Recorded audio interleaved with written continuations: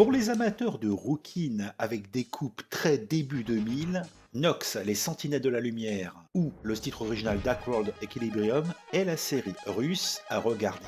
Autant dire que les amateurs de séries de teenagers américaines ne seront pas dépaysés puisque nous avons tous les archétypes que l'on retrouve ici. Des beaux gosses, garçons ou filles, aucune importance, ils sont jeunes, ils sont beaux, donc que du classique. Par contre, là où c'est vraiment différent, c'est qu'on est en Russie. On est dans un pays avec des ladas dans toutes les rues. C'est génial. Et on se prend en visionnant cette série à découvrir un pays qui a deux vitesses. D'un côté, c'est encore les années 80 sur plein de points, et de l'autre, ils ont le satellite, ils ont la télé numérique, ils ont tout ce que vous pouvez imaginer, et c'est le petit plus de cette série pour moi. Alors, ne me demandez pas pourquoi Nox, les Sentinelles de la Lumière à la place de Dark World Equilibrium, le titre original, je n'en ai aucune espèce d'idée. La première saison de cette série fantastique russe est constituée de 12 épisodes et diffusée en France sur Ciné Plus Family. Dans cette première saison, nous suivons Laure qui, enfant, a failli mourir lors d'un accident et a été sauvée par une force inconnue qui lui a remis une amulette mystérieuse. 20 ans plus tard, et désormais étudiante, elle découvre qu'elle fait partie des initiés capables de combattre les ombres du monde des ténèbres qui ont envahi la planète. En tentant de repousser l'ombre qui pompe l'énergie de sa colocataire, Laure rencontre d'autres initiés, Irina, Mike, Eric et Chris.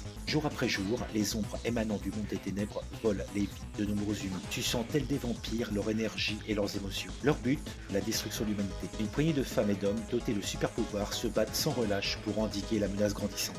Nox, les Sentinelles de la Lumière, est pour moi un divertissement tout à fait acceptable, sympa à regarder, plaisant, les acteurs sont mignons, les situations sont cocasses, et le fait que cela se passe en Russie est encore plus croustillant. Pour les amateurs d'amour, de romance et de fantastique, je crois que c'est un programme intéressant. Ceci conclut cette présentation critique de la série Dark World Equilibrium ou Nox, les Sentinelles de la Lumière. Si vous avez apprécié cette vidéo, vous pouvez mettre un j'aime, vous pouvez la partager sur les réseaux sociaux, vous abonner à la chaîne et me suivre sur Twitter.